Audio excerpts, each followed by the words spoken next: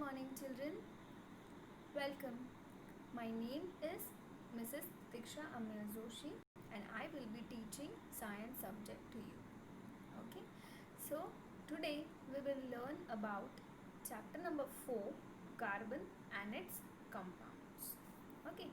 So carbon. Okay, we will discuss something about carbon. Where the carbon is found.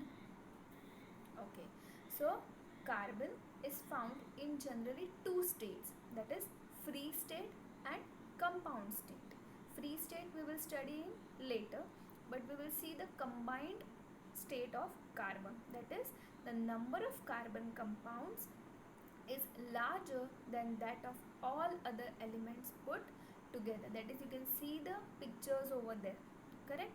Right from the food, clothes, shelter, that is wood, forest, whatever you use, okay, then trees, everything you use in your day-to-day life is just made up of carbon.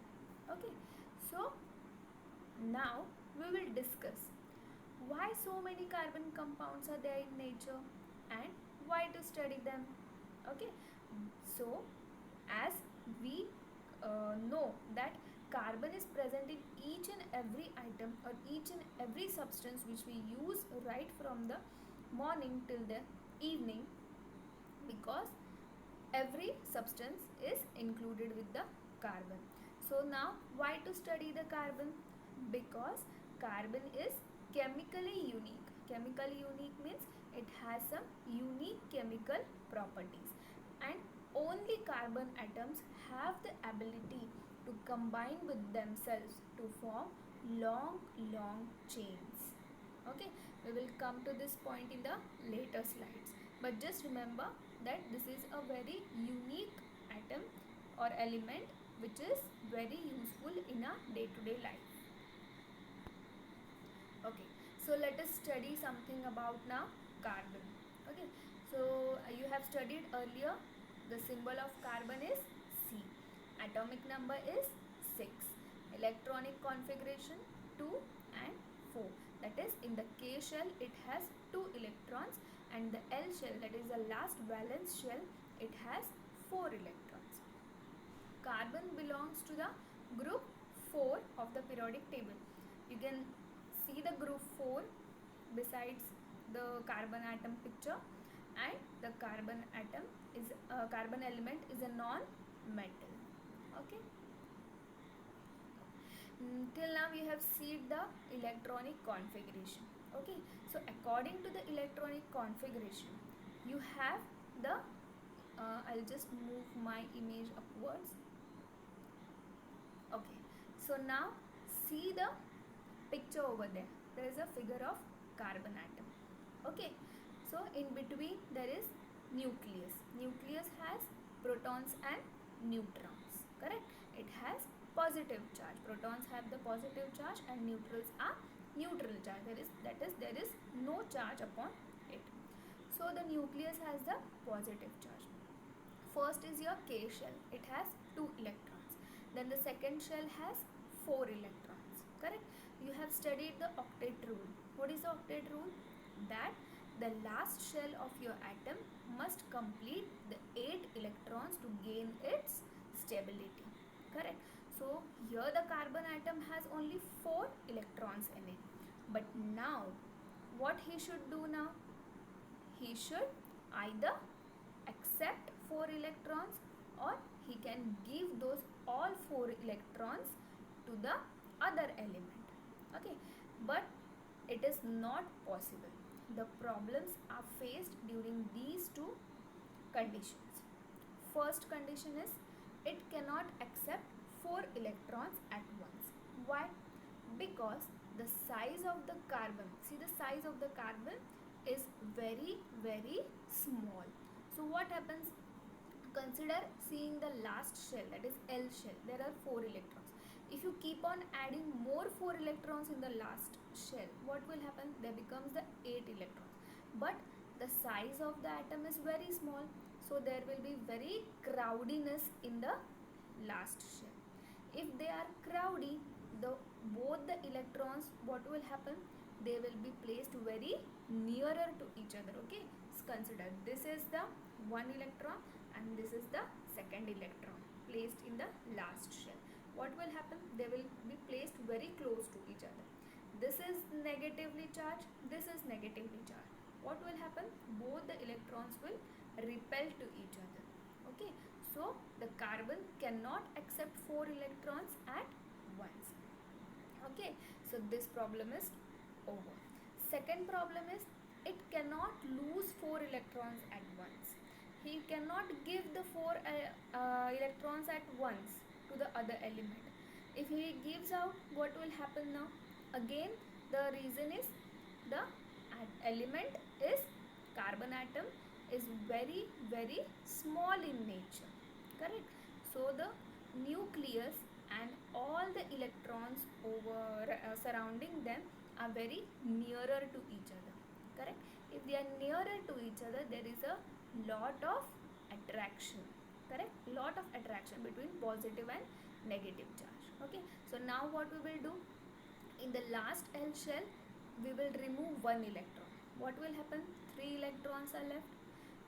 There is very much tension over in the 3 atoms because the nucleus is what he is doing, attracting those 3 electrons towards each other.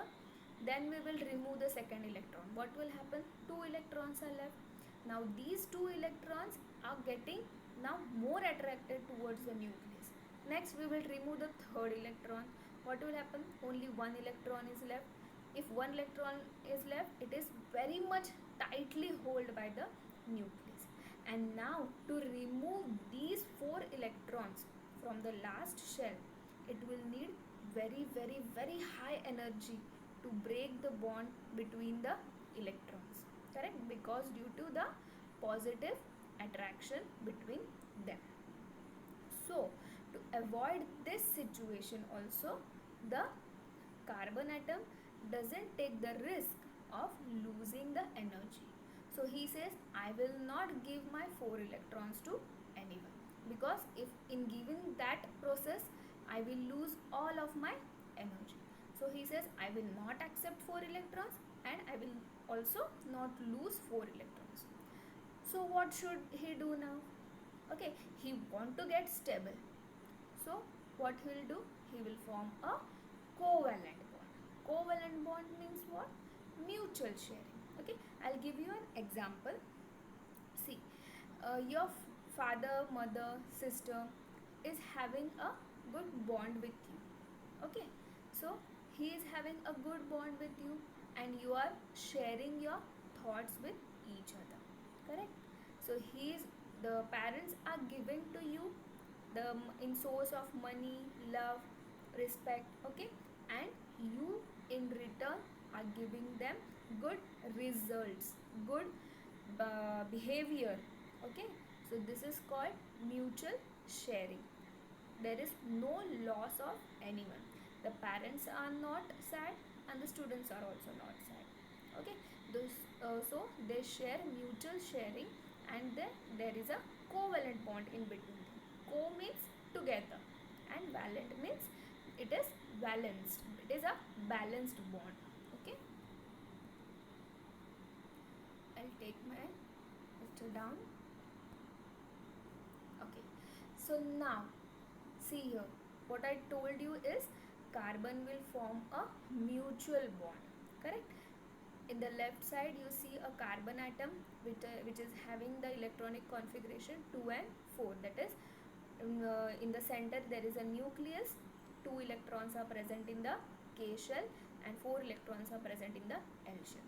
Now what he'll do, he'll call his friend. Okay, hydrogen, come on, I want the electron to be shared. Okay, so at a time he cannot give 4, so what he'll do, he'll call the hydrogen. Okay, hydrogen wants only just 1 electron, so that carbon can also share only 1 electron. So now what he'll do, from the right side he is calling 1 hydrogen atom, from left side he is calling 1 hydrogen atom, from up he is calling 1 hydrogen atom, and from down he is calling 1 more hydrogen atom. Okay, so the 4 hydrogen atom comes and they share their electrons with each other, forming a covalent bond with each other. Okay, hydrogen also forms because hydrogen has the valency 1, and means he also want one electron to get stable, and this electron is gained by the carbon atom. So you can see the two electrons shared between carbon and hydrogen, and this bond, covalent bond, is symbolized by a single line. You can see the last picture, C dash H, C dash H, and C dash H, and C dash H. So dash is also known by the covalent bond, that is a single bond over there, and this molecule formed with this one carbon atom and four hydrogen atoms is known as methane. Okay, and one more thing is this property of forming four covalent bonds. How many bonds they are forming? Four covalent bonds. So the carbon is known as tetravalent carbon. Okay, the carbon is known as tetravalent carbon. Okay. So next we will see the versatile nature of carbon. The carbon has unique ability to form bonds with other atoms of carbon, giving rise to large molecules, which we have seen just now, that is CH4. The carbon is combining with the other atoms of, that is hydrogen, and it is giving rise to a large molecule, that is CH4. This property is called catenation.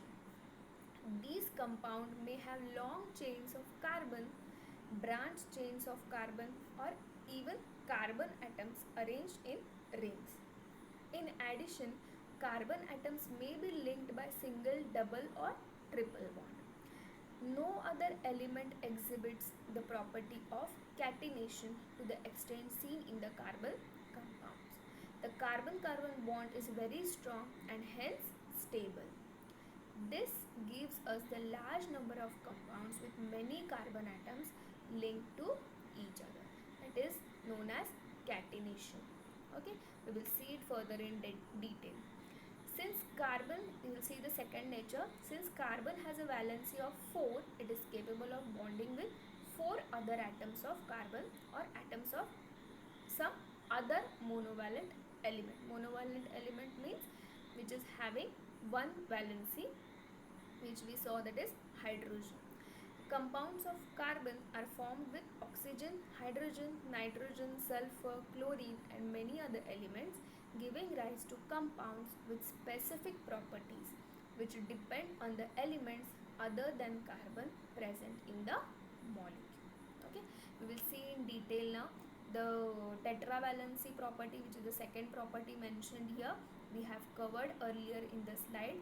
I'll see you and show you the slide again. See, this is the second property which we read now, that is carbon has the property of tetravalency, means it forms 4 bonds, okay, with itself or with the other elements also. Okay, now we will see the catenation. The property of direct bonding between atoms of same element to form a chain is known as catenation. That is the I'll give you one example. Your friend circle, correct? In a class you have a friend circle. All of them are of standard 10th, correct? You are not having a friend circle with your one is from 10th standard, one is from 9th, one is from 8th, one is from 7th. No, in a class you have a friend circle who are all in a 10th standard. So this is known as catenation. It is your bonding directly with your atoms which are of same element, and you form a chain. Okay, this remarkable property of carbon atom to form bonds with itself and give rise to a single large structure or chain is called catenation. The chain can be straight chain, branch chain, or may have network like structure. Okay, so we'll see the example. See here, straight chain. the CCC, the 4 carbon atoms are linked with each other, and each carbon atom is having 4 covalent bonds. Then there is a branch chain, and then there is a closed chain. You can see the fullerene example is given, which is having 1, 2, 3, 4, 5, 6 carbon atoms. Okay, so there's another examples of catenation and covalent bond formation. In the first picture you see hydrogen molecule, correct? H2 molecule. In this, earlier what I have said is hydrogen has the valency 1. So he needs one more electron to get stable. So what he'll do, he'll call one more hydrogen. Oh hydrogen, come on, I want your electron. He don't want to, both the hydrogens don't want to accept electron or lose electron. So what they'll do, they will form a covalent bond between them. See, down you can see both the hydrogen atoms are sharing a bond. Cross structure is done. So the cross are electrons. Okay, they are forming a shared electrons and forming a covalent bond. Okay, so second is a oxygen atom. In oxygen atom, okay, the atomic number is 8 and the valency is 2, correct? In the inner you have 2 electrons, and in the outermost shell you have 6 electrons. So you need 2 electrons. So oxygen says, oh, I'll not donate my 2 electrons, or I'll not I'll not donate my 6 electrons, and I'll not accept 2 electrons. Then what he'll do, he'll call another oxygen molecule and says, okay, chalo, you share your 2 electrons, I'll share my 2 electrons. Okay, so they form 2 covalent bonds there. So the oxygen is having double bond. Okay, hydrogen is having single bond, oxygen is having double. Okay, in the same pattern there's no figure over there, but I'll tell you one example of nitrogen. Okay, nitrogen is having atomic number 7. Okay, 7. So there are 2 electrons in the inner shell and 5 electrons in the outer shell. So they need 3 electrons to fulfill their octet. Okay, so what he'll do, he'll call the another nitrogen atom and he'll say, okay, chalo, we'll share 3 electrons among each other. Okay, and they will form 3 covalent bonds. Okay, so nitrogen has triple bond. Okay, hydrogen is having single bond, oxygen is having double bond, and nitrogen is having 3 triple bonds. These bonds are covalent bond.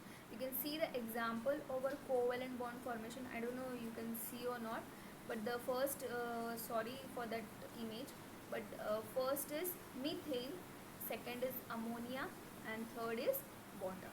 First is of methane, that is carbon, which you have seen in the previous slide.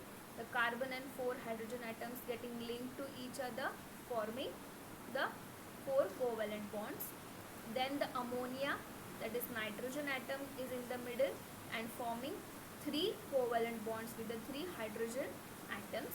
And next is water, that is oxygen atom is forming 2 covalent bonds with the 2 hydrogen atoms. The pink color crosses are for the covalent bonds.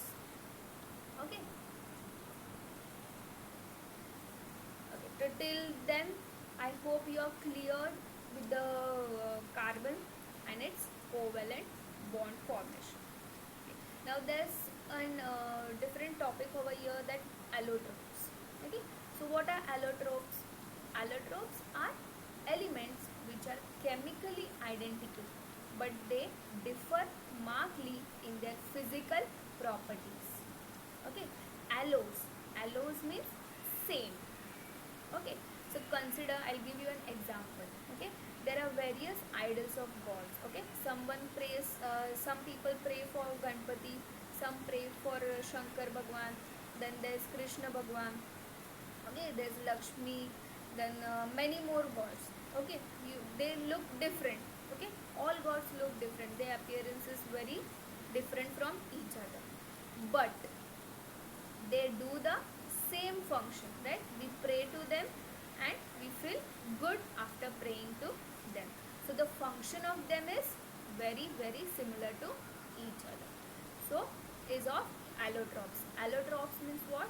They are having the same physical properties, but the chemical properties are totally different. I think I said something wrong. Okay, I'll correct it.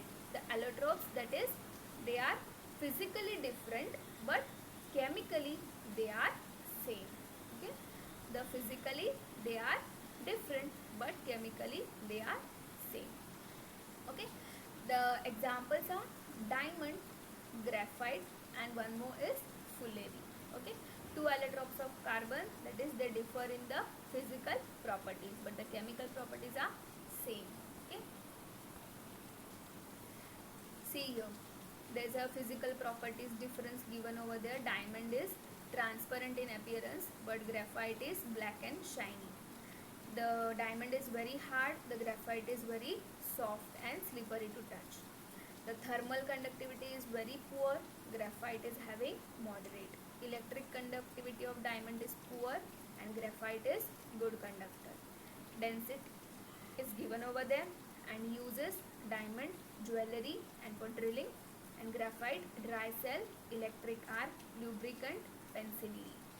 Okay, I hope till here you have understood the topic of carbon and its compounds. In the next lecture, we will continue with our homologous series, the saturated, unsaturated, and all the further reactions. Thank you so much.